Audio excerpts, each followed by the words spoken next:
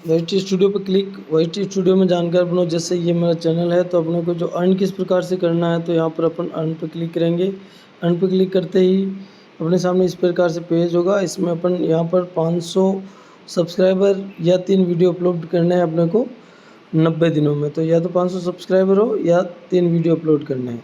इसके बाद यहाँ पर एक इनमें से एक और है 3000 वॉच टाइम 365 दिन और 3 मिलियन शॉर्ट वीडियो, इन दोनों में से भी एक होना चाहिए। इसके बाद नीचे की ओर स्क्रॉल करेंगे तो यहाँ अपने को जो वो ऊपर का हाफ वो मोनेटाइज है और यहाँ पर जो 1000 सब्सक्राइबर और 4000 घंटे वॉच टाइम या शॉर्ट वीडियो पर 10 मिलियन व्यूज होने चाहिए। तो 1000 सब्सक्राइबर और 4000 घंटे वॉच टाइम और 10 मिलियन सब्सक्राइबर से एक होने चाहिए। तो इस प्रकार से जो यूट्यूब है इसकी पॉलिसी है। इसके बाद अपना चैनल मोनेटाइज हो जाता है। मोनेटाइज में कंटेंट वगैरह देखा जाता है। इसके बाद मोनेटाइज हो जाता है। मोनेटाइज हो ठीक है।